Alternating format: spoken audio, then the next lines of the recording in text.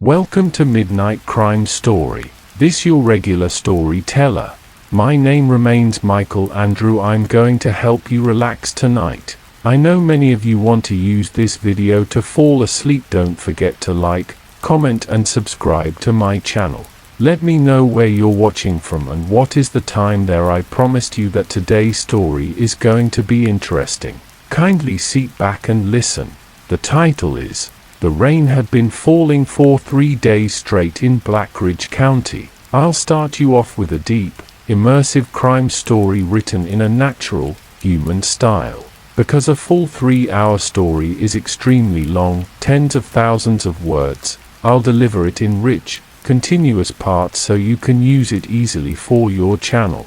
The rain had been falling for 3 days straight in Blackridge County. Not the gentle kind that whispers against your window and lulls you to sleep. This was the kind that soaked through walls, filled gutters until they screamed, and turned the earth into something heavy and restless. The kind of rain that made people uneasy for reasons they couldn't explain. Detective Ethan Cole stood under the flickering porch light of a worn-out farmhouse, staring at the front door like it might open on its own. It didn't. Neighbor called it in, Officer Ramirez said behind him, pulling his jacket tighter against the cold. Said they hadn't seen the Carters in a few days. Lights been on. Truck still here.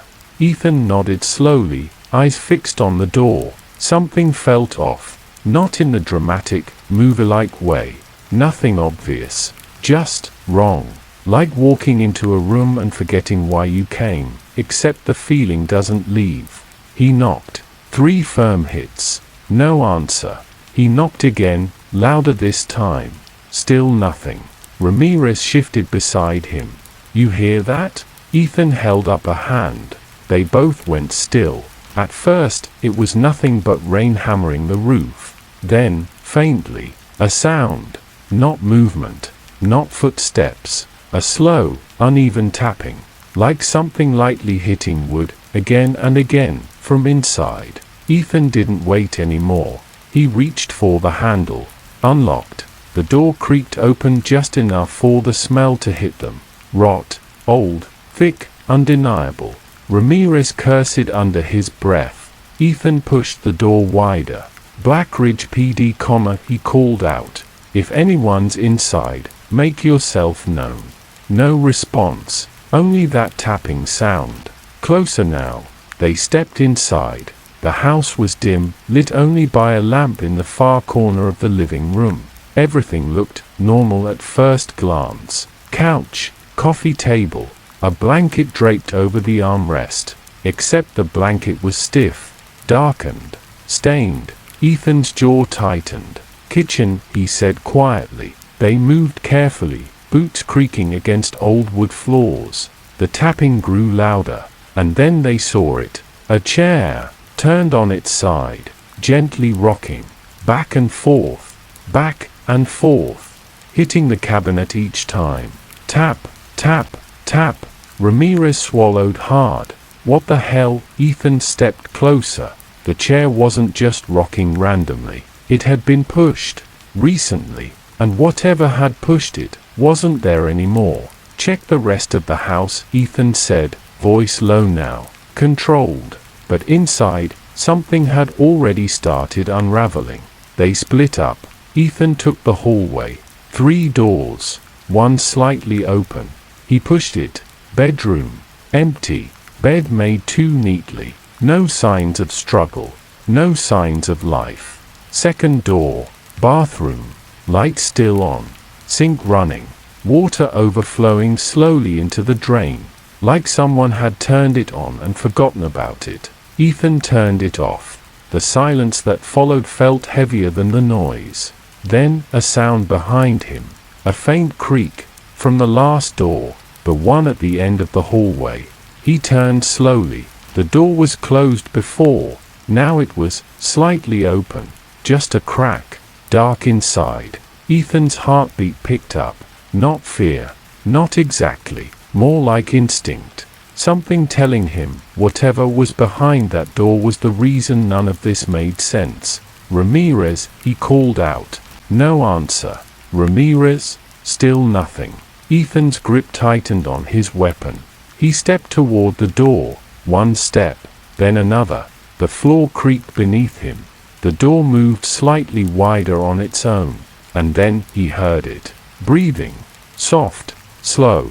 From inside the room, Ethan pushed the door open, and immediately wished he hadn't. The room was cold, too cold, and in the center of it, a man sat on the floor, back against the wall, head tilted slightly to one side, eyes open, unblinking. Ethan recognized him instantly from the photo in the report. Daniel Carter. But Daniel Carter wasn't breathing. The sound was coming from somewhere else. Ethan stepped further inside. The air felt thick, wrong. Then he saw it. Behind Daniel. On the wall. Words. Written in something dark. Something thick. 3 words. "He's still here." Ethan froze. The breathing stopped. And in that exact moment, a floorboard creaked behind him.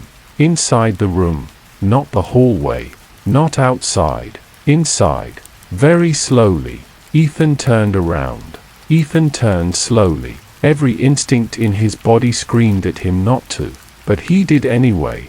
The room behind him was empty. Or at least, it looked empty. The door stood half open, the hallway beyond it stretching into dim light. Nothing moved. No shadow. No figure. No sign of anyone who could have made that sound. Still, he knew what he heard. A floorboard doesn't creak on its own. Ethan's grip tightened around his weapon.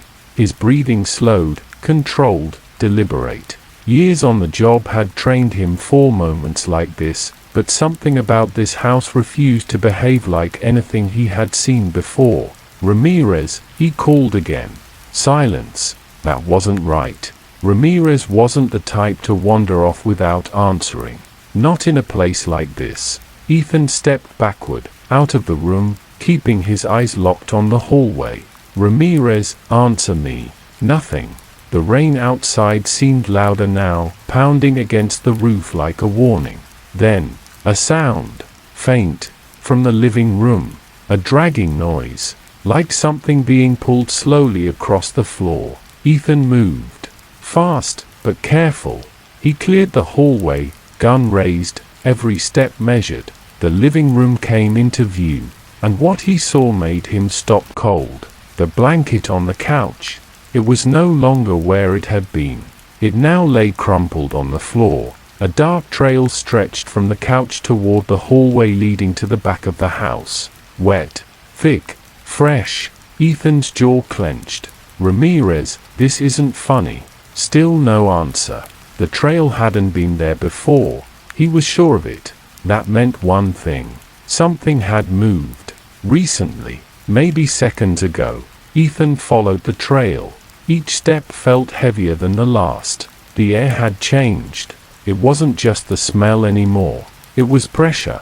Like the house itself was holding its breath. The trail led him toward a door at the back. Half open. Pitch black inside. Ethan paused. Listened. Nothing. Then, a whisper. So faint he almost thought he imagined it. "Help me." Ethan froze. That was Ramirez. It had to be. Low. Weak. Strained. Coming from inside that room. Ethan didn't hesitate. He pushed the door open fully and stepped in. Ramirez. No response. He reached for the light switch. Clicked it. Nothing. Power must have been out in this part of the house. He pulled out his flashlight. The beam cut through the darkness, revealing a storage room. Old boxes. Rusted tools. Dust thick enough to tell no one had been in there for years. Except the floor. The floor was disturbed. Dragged marks. Fresh. Leading deeper into the room. "Ramirez?" Ethan's voice was lower now. Tighter. Then, the whisper again. Closer this time. "Ethan." That stopped him. Ramirez never called him by his first name on duty. Never. Ethan's chest tightened. Something was wrong. Very wrong. The light flickered slightly as he moved it across the room. And then it landed on something in the corner. A shape, slumped. Ethan moved closer, each step slow, careful, and then the beam fully revealed it. Ramirez, or what was left of him. He was sitting against the wall, just like Daniel Carter had been. Eyes open, empty, lifeless. Ethan felt something drop in his stomach. Cold. Heavy. No, he whispered under his breath. But that wasn't the worst part. Not even close. Because Ramirez's lips, they were moving. Just barely. As if something inside him was still trying to speak. Still here. Ethan staggered back a step. That wasn't possible. That wasn't. A sudden noise cut through his thoughts. Behind him. The door. Slam. The room dropped into complete darkness. Ethan spun around, flashlight shaking slightly now. Hey! No answer. He rushed to the door, grabbing the handle. It wouldn't budge. Locked. From the outside. Open the door, he shouted, slamming his shoulder against it. Nothing. Then, that breathing again. Louder now. Right behind him. Slow. Deliberate. Not human. Ethan's heart slammed against his chest. He turned the flashlight around. The beam cut across the room wildly. Boxes. Walls. Tools. And then, it stopped. On something standing just a few feet away. Tall. Too tall. Its head nearly brushing the ceiling. Its shape, wrong. Limbs too long. Joints bent in ways they shouldn't. And its face. No, not a face. Just darkness. Like a hole where a face should be. Ethan couldn't move. For the first time in years. He froze. The thing tilted its head slowly, as if studying him. Then, it smiled. Not with lips, but with something far worse. A stretch in that darkness that somehow felt like a grin. And then it spoke. But the voice was Ramirez's. You shouldn't have come. Ethan fired. Once. Twice. 3 times. The shots exploded in the small room. The light flickered wildly. And then, silence. The thing was gone. Just gone. No sound. No movement. Nothing. Ethan stood there, breathing hard, gun still raised. The door behind him creaked open slowly, on its own. He didn't wait. He got out. Fast. Back into the hallway. Back into the dim light. But something had changed. The house didn't feel empty anymore. It felt occupied. Aware. Watching. Ethan moved toward the front door. Every step quick now. Controlled panic.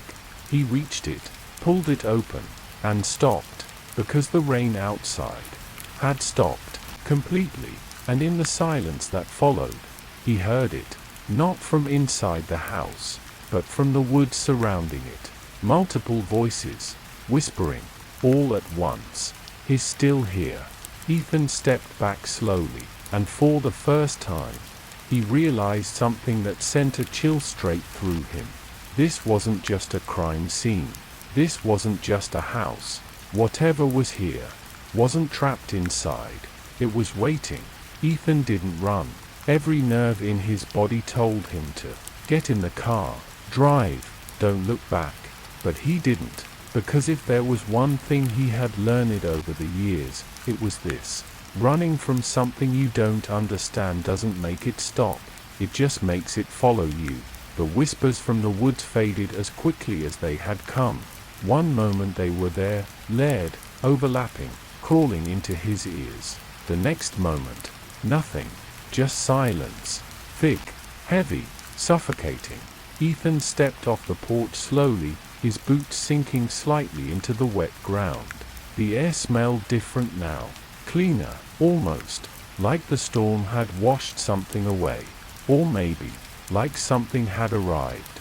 He turned back toward the house. The front door was still open behind him, the inside now completely dark. No lamp. No flicker. No sign of the place he had just walked through. It looked empty. Dead. Like it had been abandoned for years. Ethan's brow tightened. That's not possible, he muttered. He had seen the light. The chair. The bodies. Ramirez. Daniel Carter. The words on the wall. He's still here. His jaw clenched. Ethan backed toward his car, never fully turning his back on the house. He reached the driver's side, opened the door quickly, and got in. The moment the door shut, the world felt sealed off. Safe, or at least, safer. He locked the doors immediately and sat there for a second, hands gripping the steering wheel, trying to steady his breathing.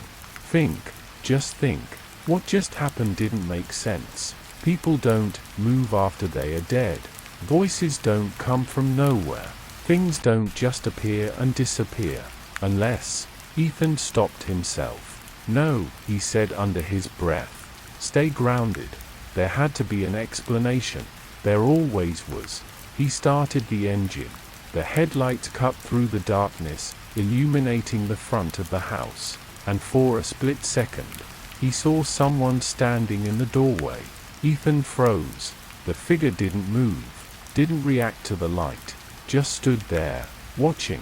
Ethan squinted, trying to make out details. Tall, still, head slightly tilted, his pulse spiked.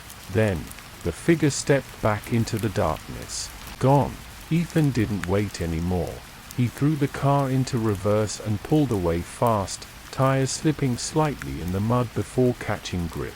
The house disappeared behind him as he drove down the narrow dirt road, surrounded by thick woods on both sides. No lights, no other houses, just trees and darkness. After a few minutes, his breathing began to steady again. Distance helps. It always does. But something still didn't sit right. Ethan glanced at the rearview mirror. Empty road. Nothing behind him. Good. He looked forward again, and slammed the brakes. A figure stood in the middle of the road. Ethan's car skidded to a stop just feet away from it. Jesus! His heart pounded as he leaned forward, gripping the wheel. The headlights illuminated the figure fully now. A woman, barefoot, wearing a soaked, pale dress, hair hanging over her face, not moving, not reacting, just standing there. Ethan swallowed. He called out through the cracked window. Are you hurt? No response. She didn't even flinch. Ethan hesitated. Everything in him screamed not to get out of the car, but leaving someone in the middle of the road like that. He exhaled slowly, then opened the door. I'm with the police, he said as he stepped out, keeping his voice steady. Can you hear me? Still nothing. He moved closer, careful, measured. He was about 5 feet away now, close enough to see her clearly. Her skin, too pale, not just from cold, from something else. Her feet were caked in mud, and her hands, they were shaking, just slightly. Ethan noticed it immediately. Hey, he softened his tone. You're okay. I'm here to help. The shaking stopped. Instantly, like a switch had been flipped. Ethan's chest tightened. Something wasn't right. Then, very slowly, she lifted her head. Her hair fell away from her face, and Ethan felt the ground drop beneath him. It was her, Laura Carter, Daniel Carter's wife, the missing person. The one the neighbor said hadn't been seen in days. But her eyes, they weren't right. They looked empty, like Daniel's, like Ramirez's. You saw him, she said. Her voice was calm, too calm. Ethan nodded slowly. Laura, where have you been? What happened in that house? She tilted her head slightly, the same way the thing in the room had. He doesn't like visitors. Ethan felt a chill crawl up his spine. Who? He asked carefully. She smiled. Not wide, not exaggerated, just enough to feel wrong. You didn't leave, she whispered. Ethan frowned. What do you mean? I just came from. You didn't leave, she repeated. Her voice was firmer now. Certain. Ethan shook his head. Laura, listen to me. You're still there. The words hit harder than they should have. Ethan took a step back. What are you talking about? She took a step forward. You're still in the house. Another step. You never made it out. Ethan's pulse spiked. That's not possible. Her smile widened slightly. He keeps the ones he likes. The air around them felt colder, heavier. Ethan glanced back at his car, still there, engine running, headlights on, everything normal, everything real. He looked back at Laura, and she was closer now, too close. "You heard him breathe, didn't you?" she said softly. Ethan didn't answer. "That means he chose you." The words settled in like poison, slow, spreading. Ethan shook his head again, more forcefully this time. "No, no, that's not." A sound cut him off. From behind him, from inside the car, a slow, deliberate breath. Ethan's blood ran cold.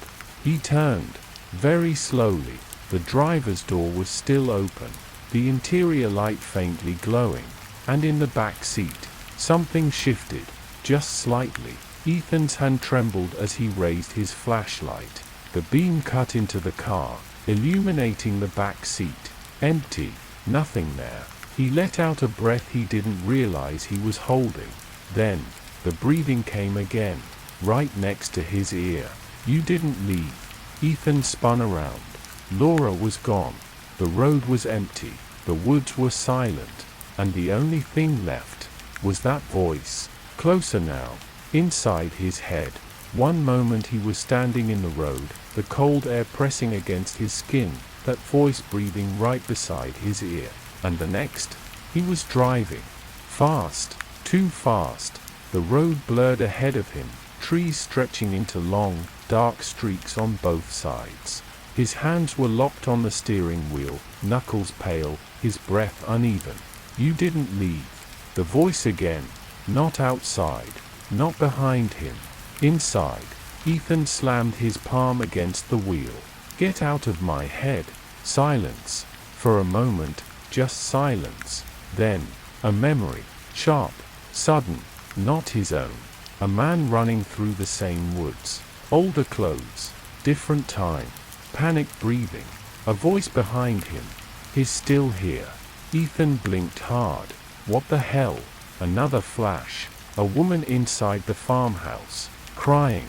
Scratching at the walls. Writing something over and over again. "He's still here." Ethan's breathing grew heavier. "These aren't mine." But they kept coming. Faces. Voices. People. Different years.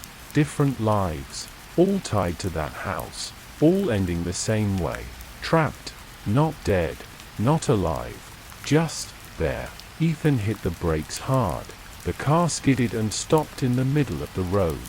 He sat there, chest rising and falling rapidly, eyes wide as the realization slowly settled in.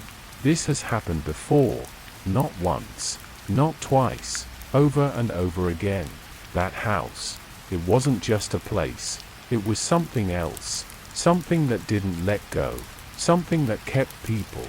Ethan reached for the radio, his hand shaking slightly as he grabbed it. "Dispatch, this is Detective Cole," he said quickly. "I need backup at Black Ridge County Road 16. Multiple casualties. Possible." The radio crackled. Then a voice came through. "You're still there." Ethan froze. That wasn't dispatch. He slowly lowered the radio. "No," he whispered. The voice continued, distorted, leered, familiar. "You never left."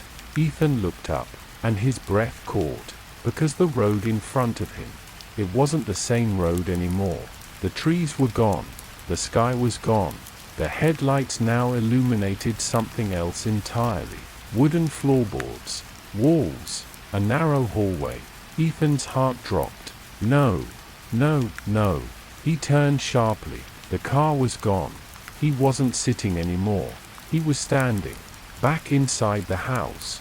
The same hallway, the same dim light, the same 3 doors. Exactly where he had been before.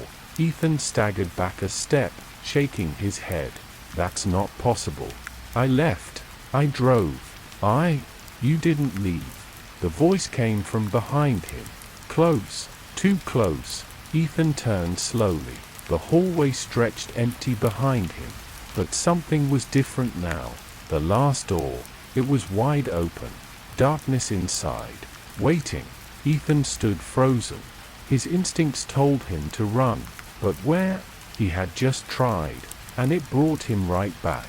He keeps the ones he likes. Laura's voice, echoing, layered with others, dozens of others. Ethan swallowed hard, then did the only thing he could think of. He moved forward, toward the open door, each step slow, heavy, like the house itself was pulling him closer.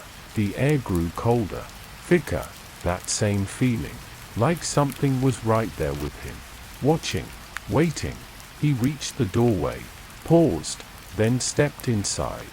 The room was different now, larger, darker, and the walls, they weren't empty anymore. They were covered, top to bottom, with writing, hundreds of lines, different handwriting, different sizes, different desperation.